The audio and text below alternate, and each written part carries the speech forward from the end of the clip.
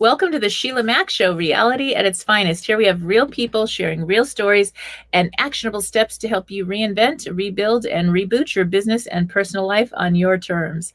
I'm your host, Sheila Mack, and today we have special guest Tracy Lamourie. Tracy is a high-profile international award-winning publicist, and she is the founder and managing director of Lamourie Media, Inc., a Universal Women's Network 2020 Woman of Inspiration winner for the Women in Media, and the author of the upcoming book, Get Repped. So build your brand with effective public and media relations. Recently featured in the Hollywood Times, Tracy is an award-winning international publicist working across borders and across industries, from major entertainment projects to small businesses. She is also a well-known longtime advocate of a myriad of important worldwide issues, passionate about amplifying important messages and being a voice for those who most need one.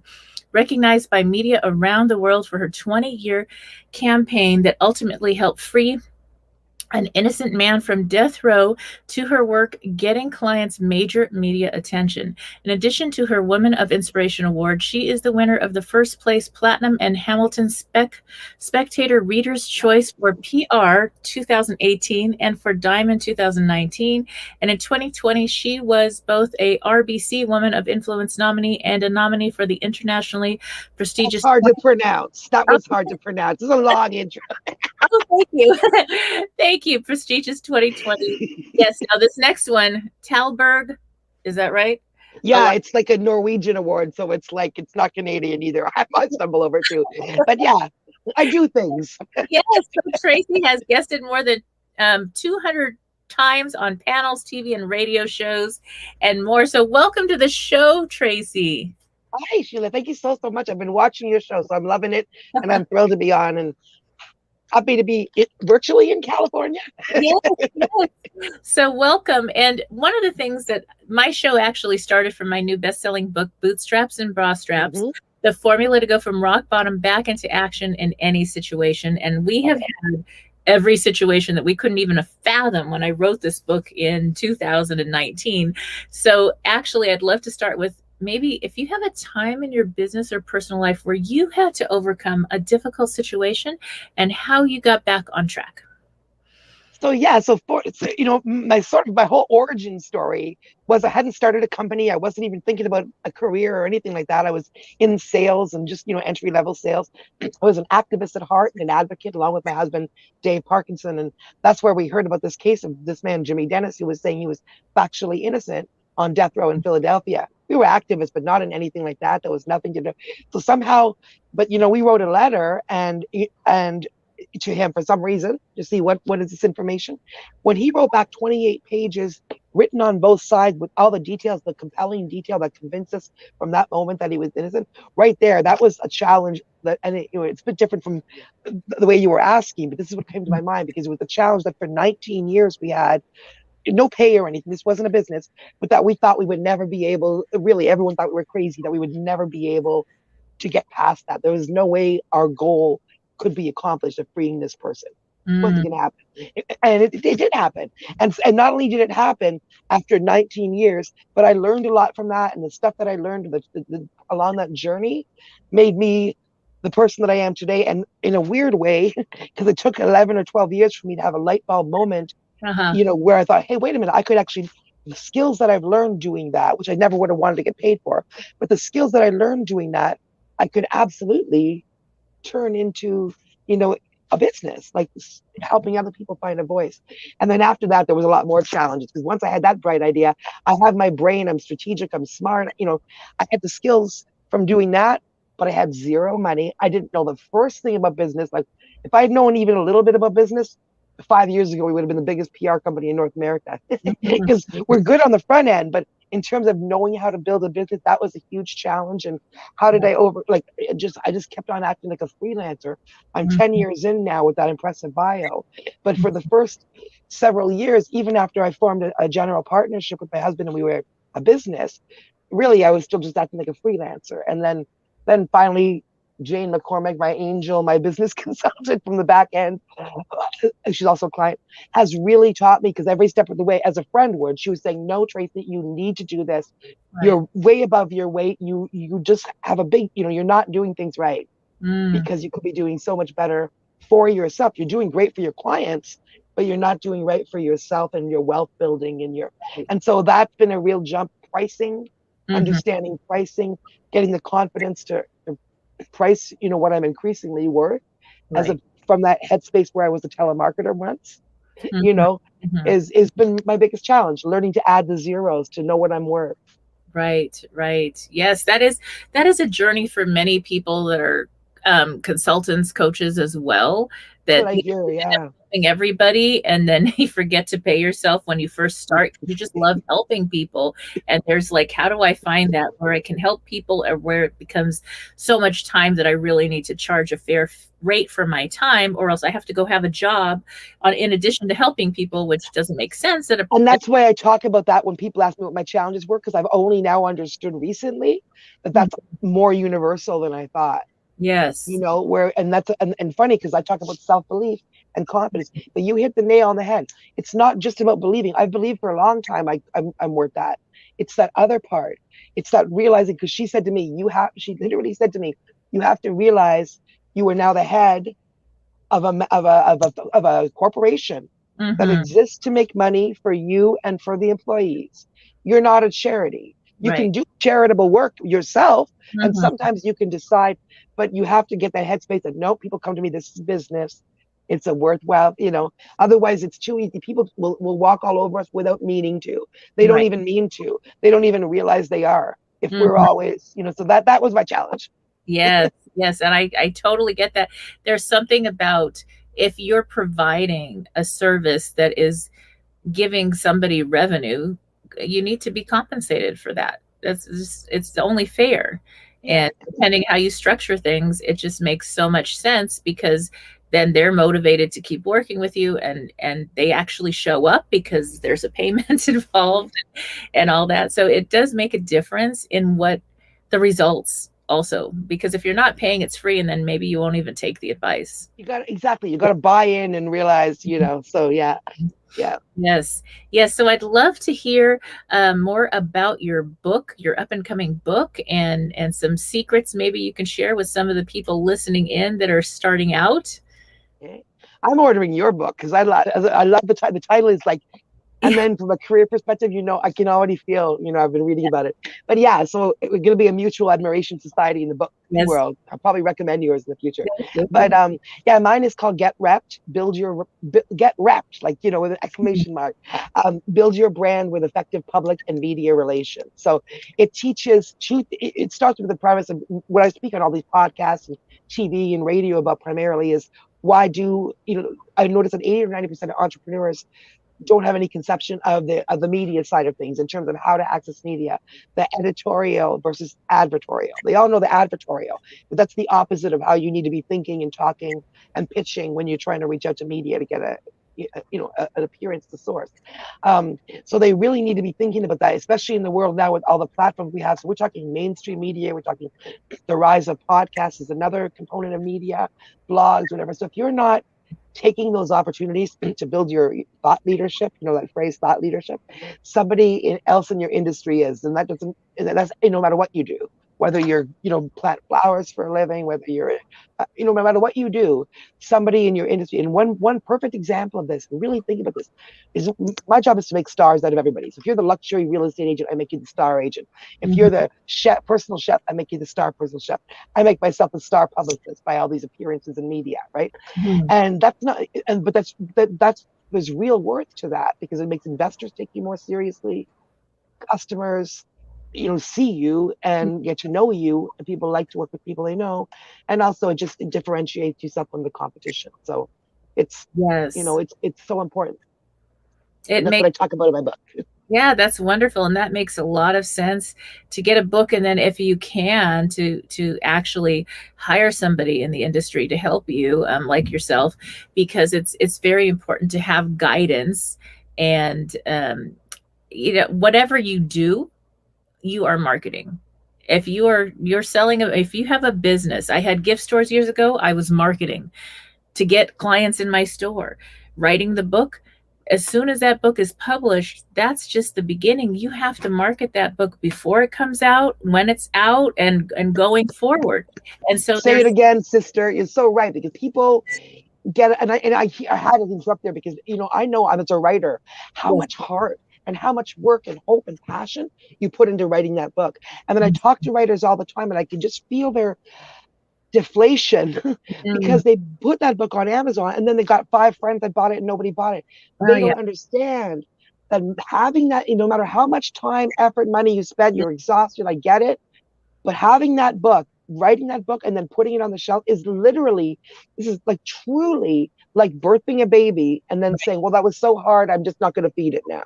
Yes, exactly. You're literally starving it. So everything that you've done is for not, this isn't even not for PR. Some things you can do for yourself, you know what I mean? But other things, it'd be obviously turbo if you PR. But in general, if you think that you just write a book and now, even if you got a publishing company that said they're going to do a press release, they do like one little thing. It gets you maybe SEO, but it doesn't get it. So there's work to be done there. And then that book can be your calling card. It can be your walk, your anything, right? You can start like you speaking engagements, podcasts, becoming a celebrity. And the most famous one of the most famous people in the world right now, you'll laugh, is that woman who, what is her job? She's a closet organizer at Marie Kondo. Right. And I mentioned that to like 3 or 4 podcasters. They were all men. And, I didn't even know her name. Right away, all these big guys, they all were like, oh, yeah, Marie Kondo. So I said, see, how am I? That was 3. She is like more famous than half of the Hollywood celebrities. And what does she do? Organizes closets. But she was smart and strategic, wrote a book and started doing media. Yes. And it's so much work. And to have somebody help you with that is awesome, because it is another full-time job if you want to do it right, to have, an assistant or somebody, and you need to have the plan. You need to have the steps in place, or else you're not going to know what you're missing. And it's different. Like, I don't know, what did you experience during this universal pause, COVID, as far as for PR and marketing for different people versus before? What has changed in the industry? So of course, all of the end. At first, it was like a hard stop to 80% of our work. All the stuff that was entertainment based, all the stuff that was travel based. We were supposed to be on a reality TV show. My husband and myself traveling, like playing ourselves, the publicist with 6 bands traveling coast to coast or along the West Coast. And so a lot, speaking engagements, all that stuff was a hard stop. So like most people, I was like, oh my gosh, everything I've just built is just going to be like, am I going to be working at McDonald's doing orders next week? For the first 2 weeks, I was really worried. But then I thought, no, you know what? If I've lost 80% of my business, I still have 20%, like all of it. So go back to my desk, stop looking at the TV, and start doing that 20%. And then start being strategic, like I did at the beginning when I was just me and a computer and no money and nothing. And so how can I started thinking about reaching out to authors. And so I started reaching out to some authors. Normally people are coming to me and they don't have to read, but I thought, who will still need promotion? So I started reaching out, explaining what we just spoke, that if you have a book and you don't promote it, nobody's going to see it. Plus, now in COVID, people can only watch so much Netflix. Maybe this will be the time people pick up books. So initially I got some authors. And then I guess because people were losing their jobs or opportunity, they started thinking, other people thinking strategically, what can I do in this new world? As people started to do that, they started to find me to promote those things. So a lot of people have new endeavors, or people who had taken coaching training before or wanted to write a book before, but never did. They used this year to do that. And then they started coming to me to say, how do I, now what? And so in the end, it's been always, like I can never rest. I've always got to be looking to see what's next. And sometimes I'm working, but I've managed to sail through COVID I'm lucky. I'm blessed that the world is my oyster. Literally anybody in the English speaking world can be a client. And I work across industries. So, even a global pandemic that literally affects everybody, I was still able to find my clients, but no travel. Yes. I couldn't do a book tour, obviously, with everything on lockdown. So I did the virtual tours, and that was kind of new. And so that's kind of picked up now. And now we're open in the US. So obviously, we're able to start actually doing live events and book clubs and fun things like I'll that. see you soon. Yes, I'm definitely. going to come to one of your book events. Yes, definitely. And I'm so happy because I mean, there's something about being in person that just you have fun. And then the online has just expanded that, where I have clients in South Africa, Canada. I have clients in Dubai that I work with, a group, and I have my going, some of my programs and courses are going on their platform there. And so Beautiful. it's really interesting how it expanded our world, but you had to be ready to make that shift and willing to do the work. And there was a lot of work. People don't realize, I think, the work involved. Could you kind of walk us through, if you have a new client, what is the average time you put in as far as for PR repping? How does that work? So every client is different, and it depends what they come to me with. If they come to me, from another publicist and they just have a new smooth, it may be a smooth transition where we just pick up. But no matter how, even if they're brand new, I'm able to hit the ground running. So pretty much, if they have a bio, they send me their bio. They have the high res pictures, send me your high. Then if I just have your bio and your high res pics, I'm off to the races, because I've been doing this for so long and I'm so good. I'm, like I've got so much good connections that I can easily, put together, and I only take on people who are, they may not think they're hugely accomplished, but they are. I see the star in them, even if they think they're just the age and just that. So they're doing good things, and I'm just putting it together. So it's no spin, it's not making it up. I'm putting it all together, putting the frame around their great work. Like I always say, elevating and celebrating, like shining a light on them. So very quickly, I'm packaging that, why they're the expert, the pitch. I would say life's a pitch. That's a P, not a B. So like, that little pitch about why they're the good source. If they have zero media, like I had one client who literally came to me, 26 years old, a life coach, great, but on paper, nothing differentiate her from every other life coach, right? She had decided she was going to start sharing her personal experience, bipolar, and living successfully with bipolar. And that if people saw that, then they would understand that she had something to share. She had personal knowledge of it. And so literally she hired me. I gave her a really good rate because she's just a young and she, and then I started looking for opportunities. And I didn't know, we hadn't even put together a press release. All I had was that bio, and I'm just doing it. But I'm looking through all the incoming stuff that, you can see all these different, some of them you may know, Harrow, Source Bottle, some of them you may not, but there's all these things in my world that I look at for everybody. And not even 12 hours after she hired me, I found Good Housekeeping magazine, 150-year-old iconic American magazine, the print issue, was looking for a woman between 25 and 40 to share her experiences with bipolar. They did an interview with her, put her in the print. So literally her first thing out of the gate is the shiny print issue that you see at every drugstore counter around the world. And so from there, you can imagine how that's elevated her. She gets any interview she wants, any speaking engagement about mental health, about whatever. Now, just as seen in Good Housekeeping, I'm not my mental illness. Right. Bam. Can't buy that. That's the advertorial versus the editorial versus advertorial. Right. You can't buy that. You can buy an ad in Good Housekeeping, but you can't buy that profile. Yes, that makes all the difference. And it's a lot of work. If you try to do it on your own and you don't have the connections or who to send it to or the right format and wording and this and that, you need all that, somebody to help you put that together in order to even have it looked at. And it may be that you're incredible, but you'll be overlooked because it's not the right format.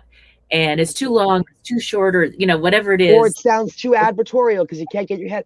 And that's so true. And I even say, even if people think they can't afford a publicist long term, two things. Because I do so much speaking to entrepreneurs, I've put together two packages that any entrepreneur can afford. And I tell them at the beginning, you will get this, you will get this, you will get this, and then then we don't know what you'll get the rest of the time, right?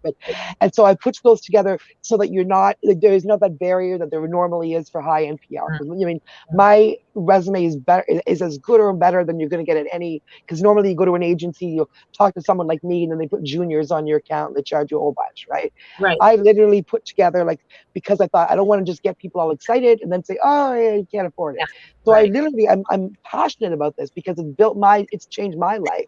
It changes. Like, I have clients who tell me literally, you changed my life and my business in 6 weeks. One Beautiful. client said that Right. specifically, talking about investment in her case. She said, you made investors take us more seriously. But anyway, so I say, you can come to me, even if you don't think you want to keep, ongoing. You can come to me for 1 month or for 3 months. After that 3 months, even if you walk away and never, have me again because you've got your, by then you've got the pitch. Right. We've written the pitch. You understand what the pitch is now. Your mind is literally like, whoa, now you understand how you're being presented.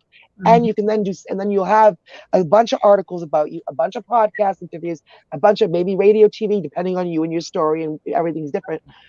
And then if you want to say, hey, you know what, I'm good, you could walk away. And then now you've got the pitch. All you got to do is say, hey, about Sheila, here's the 15 articles Sheila's been in that Tracy got, and then you don't even need Tracy because you've built that credibility, right? Most of my clients, they prefer to keep me because then they're like, no, more of that. So they can keep doing their job.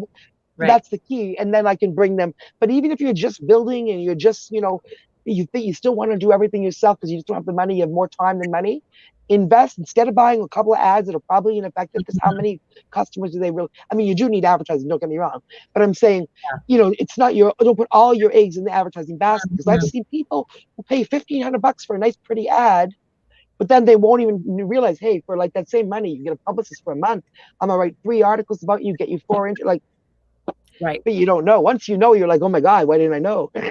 And that's what Sheila's sharing with you here, everybody. Yes. Call me. Definitely. It is night and day. And I literally, I found people to help me along the way. I got very lucky. And with that, it was really interesting because they were like, no, Sheila, you have to be the talent. You can't be the publicist and the marketer and you can't do everything. Especially in entertainment when you're the face and the host. Yeah. Yeah, you just can't do it. And I was like, because when you're new and you're just starting out, it's like, oh, can't I? Why not? And then I understand now, because the hours before I started getting some help early on, the hours I was putting in was ridiculous. And then you're not able to really serve your clients fully, or, just do what you need to do. Exactly. You're no longer doing the business. If you're creative, you're no longer spending the time creating. If you're in business, you're no longer serving your clients. You're now learning my business. Right. Right. It's the, it's the same thing. I mean, I had to learn as, we all have that balance. What can I do myself and what can I not? But like you said, with PR, and clearly, what you're talking about when it comes to this, like, because 90% of entrepreneurs don't, because you said so many things in there that I would normally say if you hadn't, which are things like, I mean, you can burn with media. You can absolutely, you got a whole world of media. However, your local media, you've got a very limited pool. You got your radio, you got your couple TV, maybe a newspaper if you're lucky, maybe 2. So that they will never open stuff from you again if you start giving them advertorial stuff. That's why I've literally heard, and at first I was like, that's not very nice. I've seen media say to entrepreneurs, that's nice, get your publicist to send it to me. And the entrepreneur was like, because they're like, they don't want to deal. Media's dealt with so many entrepreneurs that don't understand giving good sound bites, that don't understand what media needs. They don't have time to educate everybody and whatever. They want someone who knows to get in, to not be advertorial, to say your piece, to leave. Boom, now you're in their Rolodex and you'll be called forever. But how do you get there? Exactly. Yes, and it is a learning curve, and I've learned a lot on the journey, and lots of mistakes and rewrites and this and that as I went.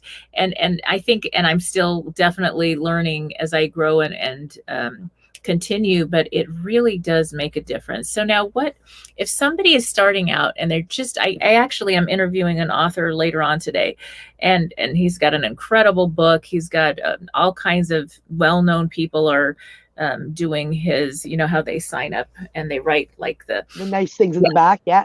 Oh yes. I mean, like very famous people, super duper. So he's going to do very well. The book is incredible, but it's like, where does he start? How does he get started? Because this is all new. He's good at what he does. Incredible person. It's because I know him personally, but so that's somebody like that. Where does somebody start when you're just starting out? And when do you actually contract with a PR person to get the best results? So with me, I'll answer the second part of the question first. The second part is the when. A lot of people think it has to be, when your book comes out.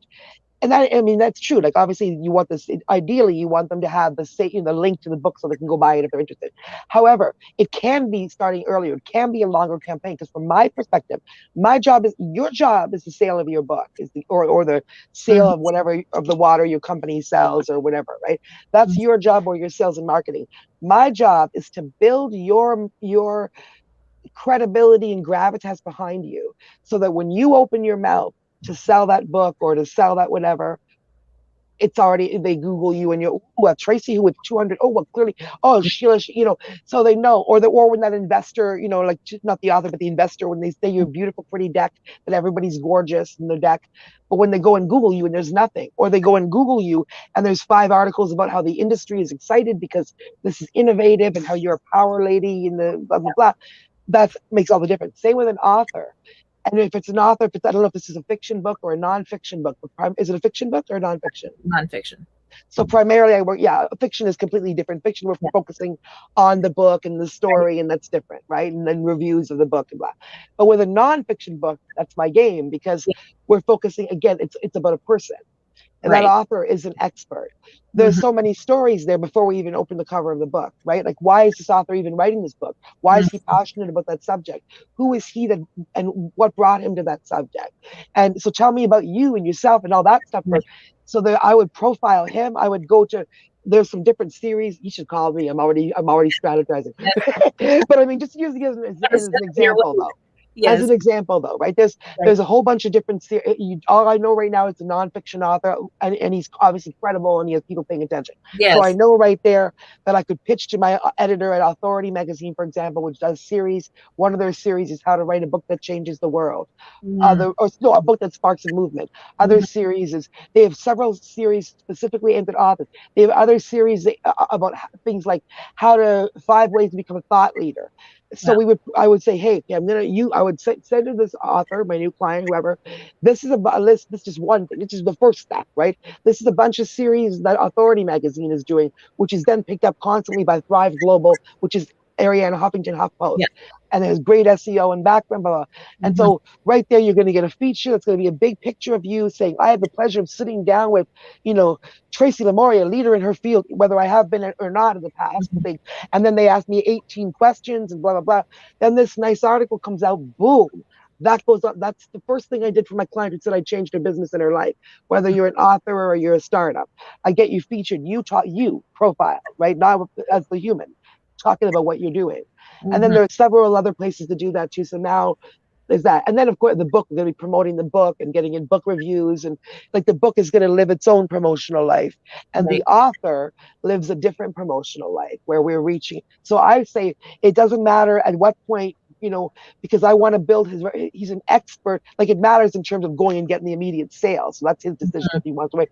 But in terms of, if he wants to get me on 6 months instead of 3 and start building up all these media appearances, get quoted in Readers, because not only do I do this profile, but I'm always seeing incoming, like that Reader's Digest, that Good Housekeeping, that I've gotten my clients in Oprah magazine, like, without even doing a press release, just incoming saying, oh, my client fits that article you're going to do. Yeah. Oprah magazine, the New Yorker, New York Times, The List, Reader's Digest. I mean, the list goes on, so at the same time as I'm writing articles about him where I can, pitching him to get interviewed, I'm also forever seeing all these opportunities until I know whatever he's an expert in, or things that he knows from his personal life he might be quoted in Reader's Digest. Could be just one little part of an article, but Reader's Digest is the author of blah, blah, blah. So by the end of a month, we have all of these nice things lined up. So then when we reach out to, the New York Times, we have 8 things where he's already been profiled. They're not starting from scratch. Exactly. And we're not trying to convince them that this person who just wrote a book. Exactly. Yeah, that makes a lot of sense. Like, for my book, I actually did the cover first and started sharing about that and writing articles about a year before the book came out. So Google me, and I'm all over the place. I'm number 1 on everything, and it's like, but I like you. You good. that's how it happened. And so I started way in advance, and actually I was working with somebody, and he was like, you can write a book in a month. Well, then I ran into a bigger publisher, and he was like, no, I want to work with you. It's a book and a brand. And I was like, what's that? And so it just kind of grew, and it took longer, and that was fine, but it worked out. So I don't think Exactly. it's too soon to start getting your name out. Yeah, like I mean, because I didn't start doing these podcasts to promote my book. I just started talking about PR. Some of them will say, "Well, when's your book coming out? Should we wait till then?" I'm like, I don't Right. even care because they'll find me. If they find me this, they'll find my book later if they're interested. If they're whatever, I'm not worried about the immediate sale. It's about building and what's happened as a result, like you said earlier too, with Mhm. COVID. Another excellent point you made. It's actually opened up a ton. As much as I cry, oh, I have missed out my travel opportunities. I don't have these not marketing, these networking events, and I haven't gone to all these conferences that are so fun and palm trees. But as a result, we brilliant people all of us have managed to find ways to make connections, right? Mhm. And so I've done all those podcasts that I probably wouldn't have spent time doing all those. And then I didn't even realize I was doing them just because I was realizing how valuable they were to people. It was building my brand. People telling me, oh, I heard you on that. I'll hire you. But also that came later. At first, it was Yeah. just, I was piling these up and I'm like, hey, if you want to hear what I do, go. It just made it easy. Go click on what Yeah. I do instead of me explaining. And then I started getting customers from it. And now I realize on the other side that I've done 180, and I realized, Sheila, I did something as well. Without meaning to, I Mhm. literally created another career. So even though podcasts I'm not getting paid for and everything like that, TV appearances you don't. If I wanted to on the other end of COVID, which is now for you guys and me, maybe next week, if I wanted to on the other end of COVID, and I love to travel, so I will be doing some of this. I could be doing I mean, I love PR. I'm never going to stop doing the work because you can see how passionate I am about it, and I'm good at it. So I can't get out of the game because I create stars. I got to keep doing Yeah. it. But if I wanted to do less of that work, the desk work and all, and the strategy work, and more just flying in somewhere, getting on a stage, talking about this like I am to you for an hour, getting paid $5,000 and going home. Exactly. I could start doing speaking, and I can literally start. I mean, that was never my thing. I don't even know that well, but I mean, clearly, anybody who looks at my 200 hours of speaking Mhm. about this, who's not going to put me on a stage now, right? And then I'm going to start setting my price. So if I wanted, I could stop doing that completely and just start talking about, like, Marie Kondo probably doesn't do much closet organizing now, but she Right. probably still really loves it. So once in a while she does, but she Mhm. does mostly speak. So see, I without even meaning to. So which any entrepreneur can do if they were like that, because I'm like you turboed about it. I just went for the gusto and I just do things. Mhm. So now if I wanted to be like, yeah, that was a fun 10-year career in PR. Now I'm Tracy, the PR, you know, educator. Yeah. $5,000 for an hour, please. I'm going home. Done. Mhm. You Yes. know, so things have opened up for us that if we're smart. So long story short, you and me are not. I mean, we're clearly smart and strategic. We're not better than everybody else in the world. We're just smart, strategic. We're good at what we do, and we take those opportunities, and we believe in ourselves to take those opportunities. Mhm. And Mhm. that's really the key. And that's what they mean when they say half of everything is just showing up. Like, Exactly. Say be yes. there, say Say yes. yes, When the show what opportunity you can do. show up, say yes. I always say yes. I did a whole year of travel and speaking internationally before the book, and for just my consulting, and I had a blast. It's a lot of work, but I wanted to travel. And so there is that. And then I was doing events in Las Vegas and California. And those are my two events. I have two homes. And so those are where I do my events. And because I got tired after 7 years of traveling full time and speaking and traveling and working, I said, now they have to come to me You or have to I go the other way around. Me, I'm like, please send me everywhere. I've been in my basement for 10 years. I mean, I'm going to parties, but I yeah. mean, now I'm like, palm trees. Oh, Where do you? But it's funny because 2019, when I was like 9 different business trips with 8 clients, 5 countries, 4 continents. And do you know what's really funny? Other than LA, which I was regularly going to already, none of the places that I went to were particularly on my top 5 bucket list. They were places that I went to for projects, right? right. And I learned so much and had so much. I'm talking about Malta. I'd never thought about Malta. Under Yeah. Italy, I would have thought about 5 other places before Malta. But Right. oh my God, I learned stuff. I had so much fun. Same with Jamaica. Same with so like it was kind of neat just to like go, like you said, say yes, see where Hmm. the world takes you outside of your own plans. Yes, exactly. Yes, I've been very happy with that. Now, could you share maybe a little bit about your favorite chapter in your new book coming out? What's your favorite part? Um, Yeah, so I think there's a couple. Like at first, I was just thinking because it was asked to by my publisher, who was a client that I had built her brand and her book. She said write the book on PR, basically. So Right. first, it was very strictly aimed at as she asked, at the entrepreneur how to build their brand.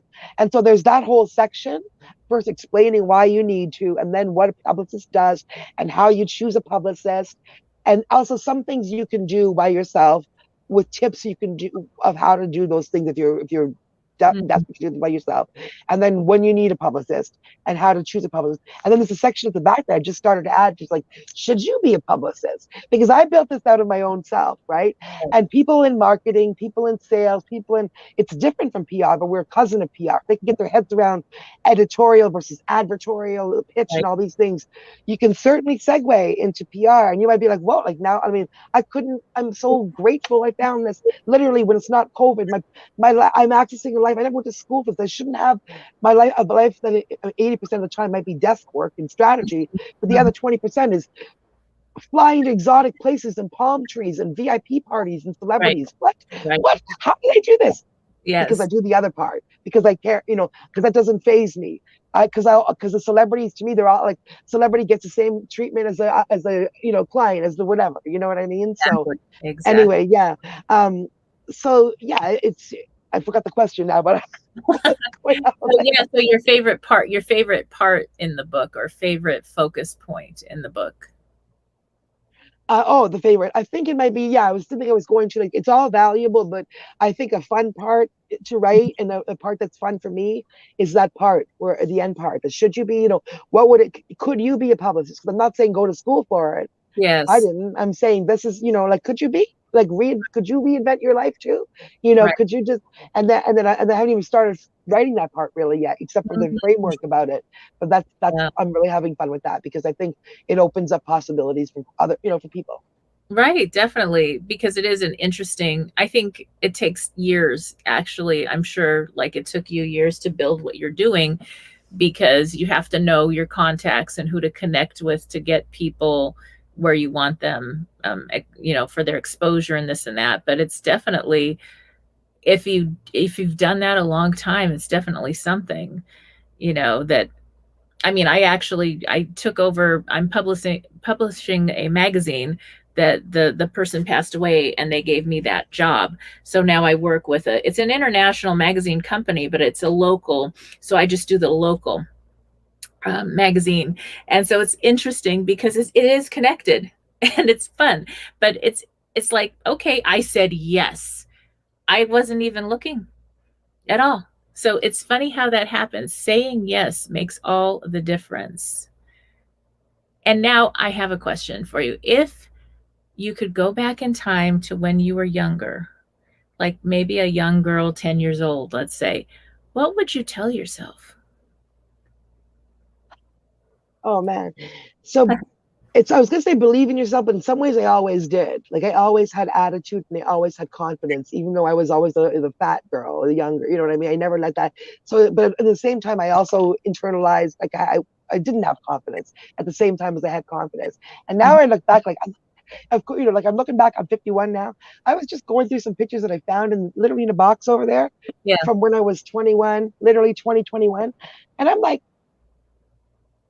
she looks cute to me. right. And I was not, but I was embarrassed of the way I looked. I thought, I'm looking at these pictures going, so clearly our perception of ourselves differs. You know what I mean? So I don't know if now I think I'm old and I look different, or then I look, or which one of me is totally spun, but one of those minds is completely wrong, you know?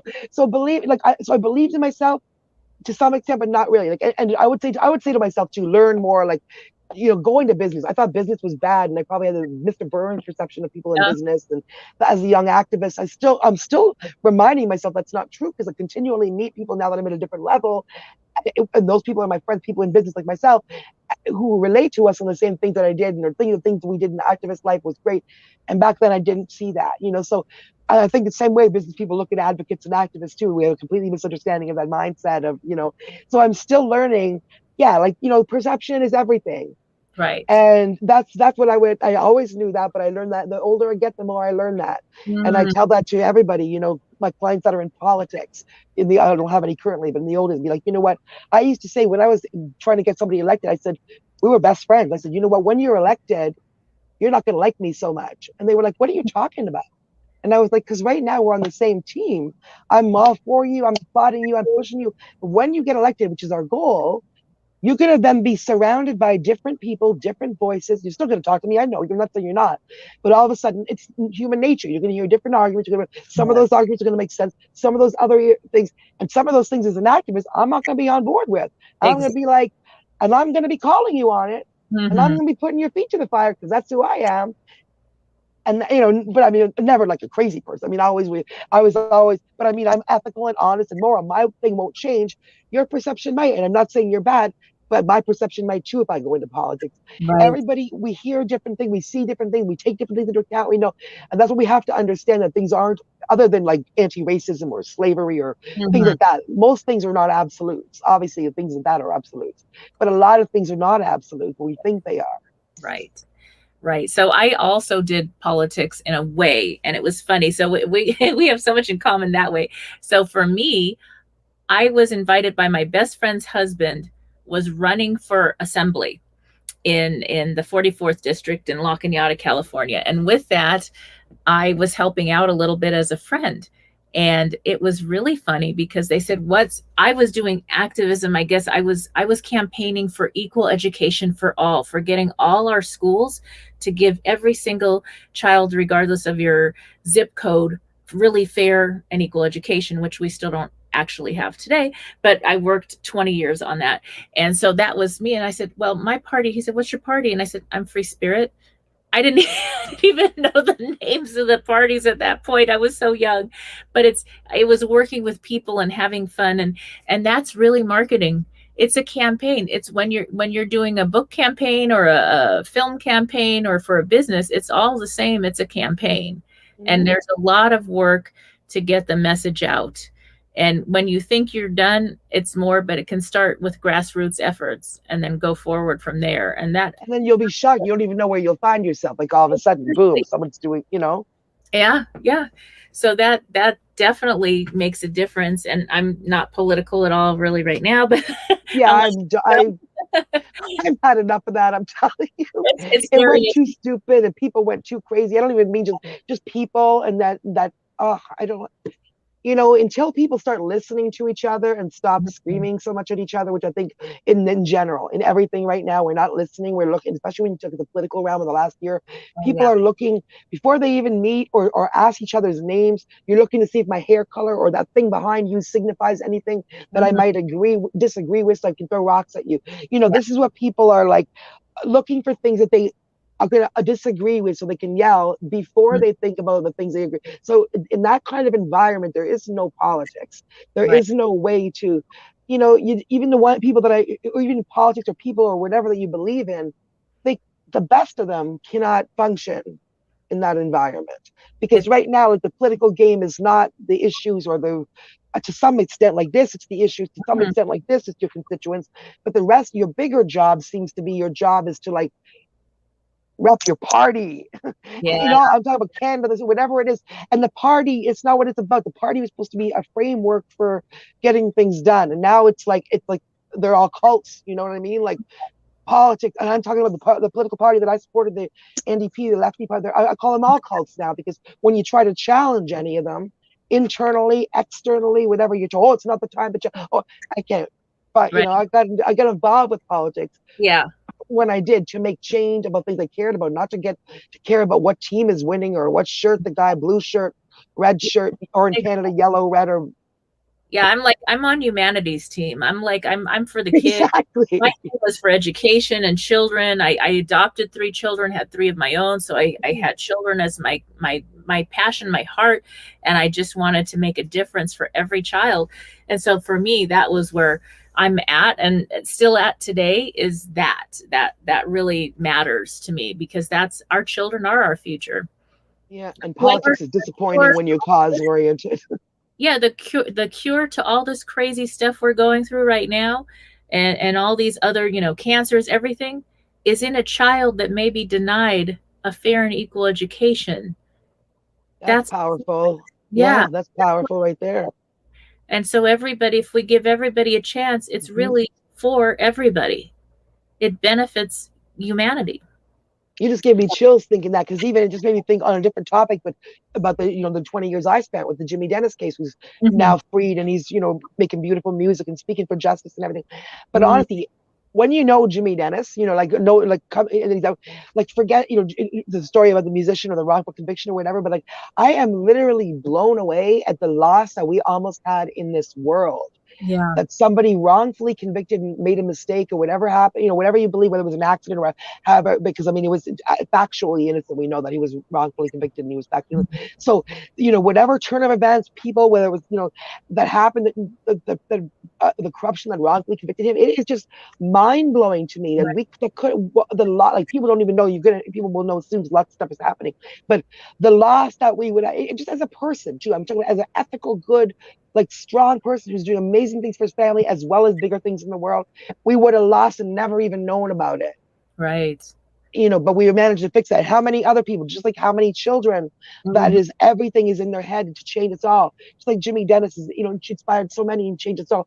How much are we losing by not giving kids education, by not having an equal pay field, by not making sure the justice system is fair, by not making sure all of these little things and little patches, big, they're all big things, little pieces of the bigger patchwork of inequality and injustice, right?